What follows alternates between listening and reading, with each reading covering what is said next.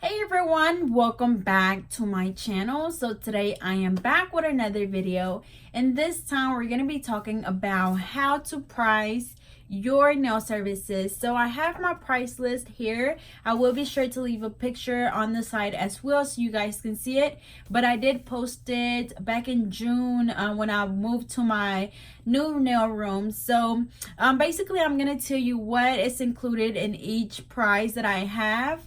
And then also some of the things that you may want to consider when you're trying to figure out like how much you want to charge for your service. So whenever I first started, of course, like as a beginner, you're still learning how to do nails. Your shape isn't there yet. You're still getting problems with lifting, but you need people to practice on. But at the same time, it's like you need people to practice on, but you're also, using up all your products, which are not cheap or free. So, of course, you need to charge a little bit, just to be able to buy yourself more products. So there's people out there that say like, no, you don't need to charge, if you're only practicing and you still not really good at it. And then there's other people that say like you should charge because you have to pay for your products, which I'm the person that would tell you to charge people, because again, you're using your products, you're you're taking up time out of your life to do this. Even though it's something that you want to do, it's still taking time. So when I first started doing nails, I believe I was charging like $25 a set, but it was like at that time, like I was still having problems with lifting, like I said, but like I was doing a lot. Like I was doing the bling, I was doing all of the designs, I was doing the long nails, like I was doing a lot. So $25 at the time was really cheap. But again, I was still having problems and I was still learning as I went. But at the time I was using OPI products, which they are not cheap at all. So I had to, charge some, that way I can continue to, basically buy my products. So the reason, or the way I came up with 25, it was just because, anything under 20 was a little like way too low. And then I think like closer to 30 was too much. Like people would charge 30 for, a set that's going to stay on for a really long time, or at least some people. So basically I just charged $25, and then I think I charged like $5 for toes. And then from that I went up, I can't remember how long it took me to go up in my prices, but from 25, and I might be able to find pictures because I used to post everything. So again, I charged 25 for whatever, and then probably for feels was probably like $20 or $15. I honestly can't remember how much feels were. But yeah, so 25 for full sets with bling or whatever they wanted on each nail. And then after a while, I went up in my prices. This was like, I guess, when I started cosmetology school. I went up in my prices, and I believe I was charging like 25 for like basic nails, and that included 2 designs on each hand, and then 40 if they wanted something on every nail. And then after that, I went up to $30 for basic nails, which still was $2, not $2, but 2 designs on each nail, and then 40 if they wanted something on each nail. And then right after that, I started charging 5 extra if they wanted them longer.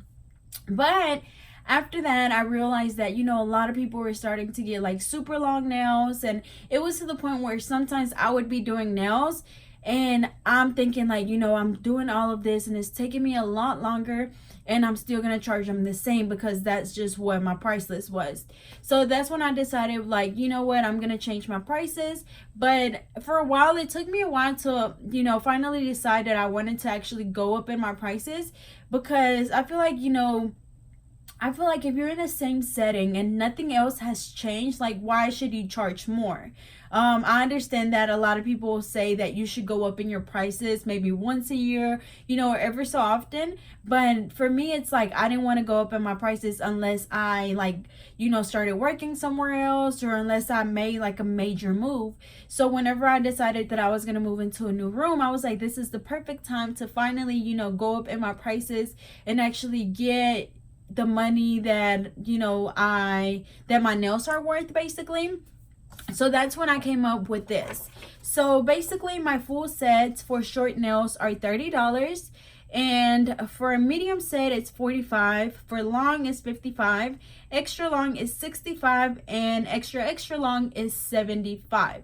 As you guys know, the reason why the list is so simple is just because I know that all of my clients get a lot on their nails. I don't ever really just do like really simple sets.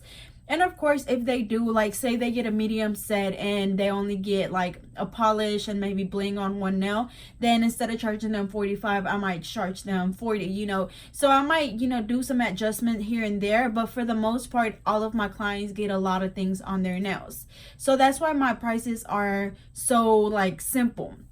What I don't like is when there's some, I guess it's all about, preference, but what I don't like, or what I didn't want to do, is how people do like, okay, $25 for like just the set, and then $5 for this, $2 for that, $3 for that, $2 for this. Like, it just gets so confusing. So I would rather just add everything up and have like a set price for like the nails, because it just gets really confusing for the client. It gets really confusing for you, because you're sitting there trying to add it up like, okay, so on that set, okay, so it's 20 for the set, they were longer, so that's another $5, so that's $25, and then you got chrome on that nail and that nail, so that's an extra $3. And I feel like it gets so confusing. So I honestly would rather have a set price. Now, the way that I came up with my prices from the very beginning was basically, you just have to do your research. You have to basically see what other people are charging, and you want to kind of charge like in between. You also have to take into consideration, are you paying booth rent? Are you paying utilities? Are you paying, I don't know, like, are you renting an actual building? Like, you have to take those things into consideration, because of course you don't want to be charging $20 and you're having to pay for, your booth rent, you're having to pay for this and that. So you have to take everything in consideration. As you guys know, I am home based, so I'm not paying utilities, I'm not paying, none of that, because I do stay with my parents. So like, I'm not gonna sit here and charge people $100 and pocket all of that money when I'm not, I'm not paying for the rent that other people are paying for, the lights, water. I'm not having to pay for all that. I could charge people $100 just because I don't know, not better, but pretty good at doing nails. But I'm not gonna do that, because I feel like, honestly, even me, like, I would not pay over a certain amount of money on nails. So I'm not gonna make other people pay for pay those prices as well. So honestly, I feel like my prices at the moment I'm comfortable with. Sometimes I do feel like, again, depending on what they get, if they get something a little bit more basic, then I will adjust the price, make it, maybe lower it just a little bit. But other than that, those are my set prices. For fills, it's 25 for short nails, 30 for medium nails, 40 for long nails. Extra long is 50, and extra long is 60. And then I also have my prices for blinged out nails, which is 50 for short nails, and this is like full bling, like full bling. It's 50 for short nails, medium is 60, long is 70, extra long is 80, extra long is 100. And then the other services that I offer are basically just soak offs. That is $10. Gel polish on natural nails is $15. Color change is 15, and then it can go up depending on what they get. And then toes is $10. I always do gel polish, so that's $10, and then nail repairs are $3 per nail. So yeah, basically, again, what I do is just look around, do my research. A lot of the time, like, you can look up people's prices online, whether it's on social media, you can call them, you can go into a shop and kind of just see what they're charging.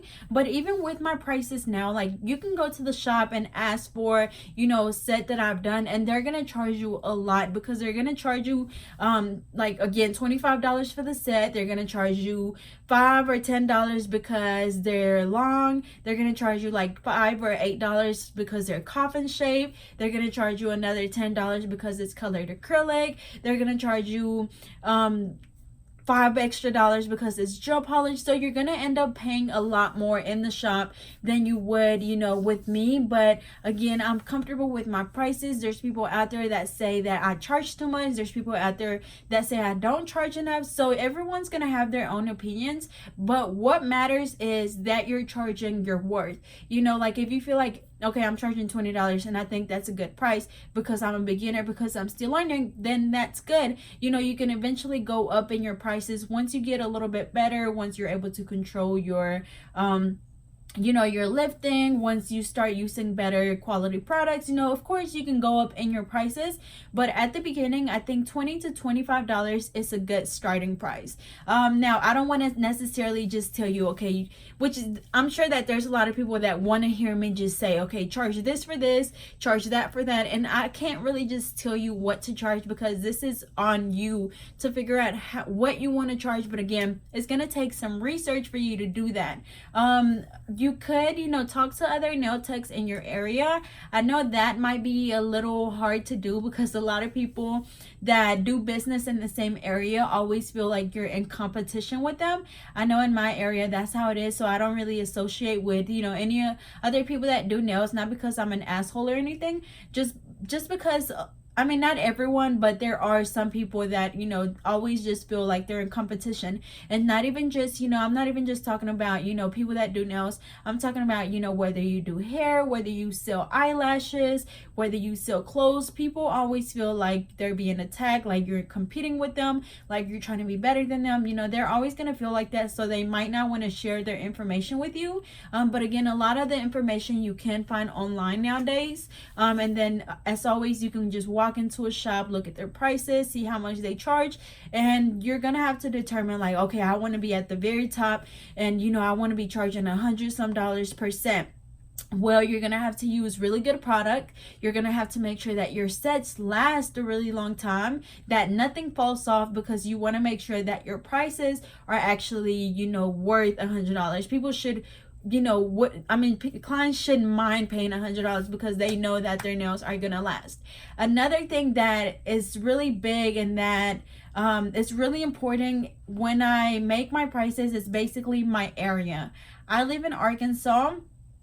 Everything here is pretty cheap. Of course, you know, like if you go to like New York, if you go to California, Florida, states like that are going to be a lot more expensive. Everything's going to be more expensive there. So of course you're going to have to charge, you know, more than I do. So that's why some people, they're like, you charge too much, you charge not enough, or whatever the case may be.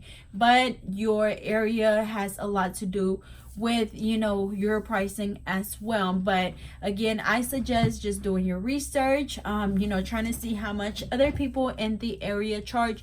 That way you can kind of compare prices and see where you want to be. And then it also don't hurt to, you know, raise your prices like once a year, you know, maybe around the holidays. And then you could always offer more services. You can offer pedicures. That's something that I just choose not to do because I would rather just do nails. I do polish toes, but that's about it. You can do manicures. I actually don't do manicures, so that's something else that you can do. You can do eyebrows. You know, there's a lot of things that you can do to, you know, get more income. You can sell products in your salon. You know, there's a lot that you can do to make more money other than just doing nails. Alrighty, so another thing that I want to talk about is the salon policies that I have, and this is actually on the back of my price list. Just in case anyone was wondering, I did my little price list on dang, what is it called? I had it in mine. It doesn't even have a watermark on it. Zazzle, I think it's Zazzle. I don't know. I'll look for the link and I'll be sure to leave it down below. But anyways, I have salon policies at the back of my price list. So I have a late policy, a cancellation policy, a cell phone policy, and an extra people policy. So the main two ones are the late fee and cancellation.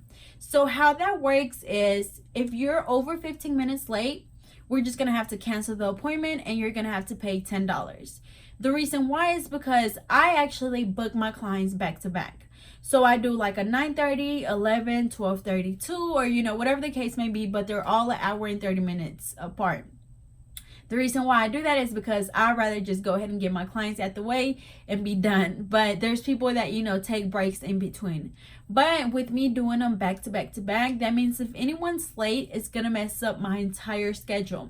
So if they're over 15 minutes late, they have to cancel, and then there's going to be a $10 cancellation fee.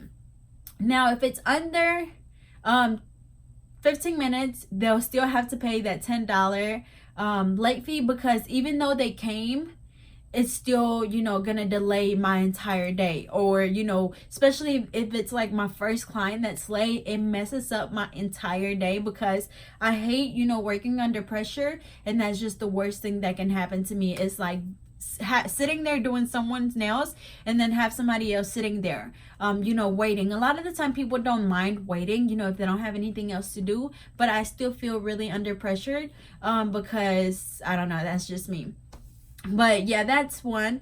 And then the other one is the cancellation policy. So basically, if you cancel 24 hours in advance, that's totally fine. I understand.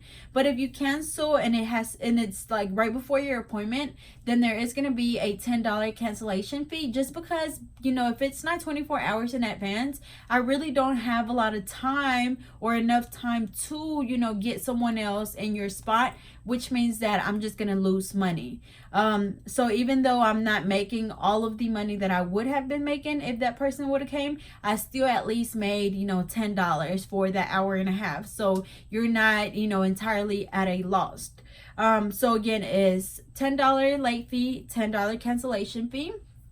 And then of course, if they just cancel time after time after time after time, then you have the right to not service that client anymore. Because trust me, I've been in that situation where I've had people tell me like, hey, like, let me schedule an appointment, and then I schedule them, and then they cancel right before, and then they're like, let me reschedule for the next 2 weeks. I put them down, those 2 weeks come and they don't show up again. So then eventually you just have to be like, what, like, I'm sorry, but I can't service you anymore, because after so many cancellations, like basically 3 strikes, you're out, because this is your business, and that's how you're making your money, and that's how you're feeding your kids or your dog or whatever the case may be.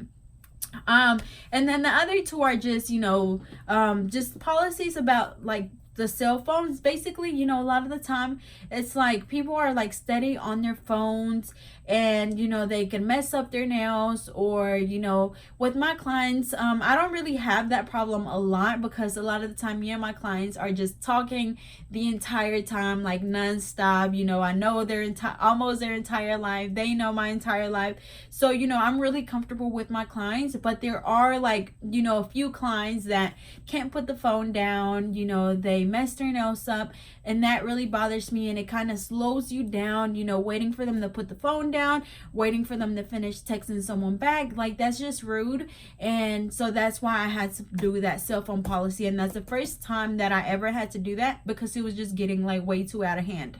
The extra people policy, that one just says, please leave your little ones with family members or sitters when you come for your appointment. Salons are not a safe place for children, and this is your time to get pampered and relax. So with that one, it's really just about like people bringing kids, honestly, because like I said in there, this is a time where you get to get away from everything else, whether it's work, school, like just sit here and just relax and get your nails done. And don't worry about having to tell your kids to sit down, or having to go take your kid to the bathroom, whatever the case may be. So I tell my clients, like, if you have to bring your kid, that's fine, I understand.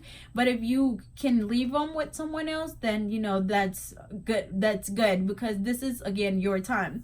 And then as far as like the cancellation and the late fee, I understand that things happen. So again, me and my clients are really close. So in case of an emergency, if you tell me, hey, I got in a wreck, I'm not gonna charge you the $10 fee, because it's something that was unavoidable, and there's nothing you could have done about it. So I'm not gonna sit here and charge you the $10 fee. Or if you tell me, oh, hey, like I had a death in the family, emergencies do not apply to those fees. But of course it's gonna hurt you, but it's understandable. You can't help those things, they can't help those things.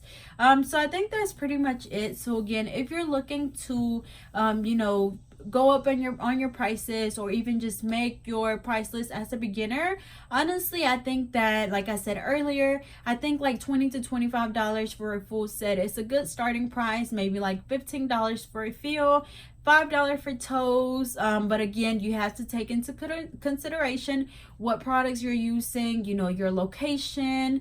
Are you paying booth rent? Like, how much are you coming out of pocket for all of your products monthly or weekly or whatever the case may be? So make sure that you're making enough money to where you can buy more products, as well as, to put money in your pocket and do your, grocery shopping, pay your bills, and all that good stuff. So hopefully this video helped anyone out there that is looking to make their price list. Again, I will leave the link in the description to the website where I made my price list. And hopefully you guys enjoyed. As always, don't forget to like, comment, and subscribe. Follow me on Instagram and Twitter at GetNo32. And excuse my hair, like it won't go up. It's not staying up. But anyways, I'll see you guys next time, and have a nice rest of your day.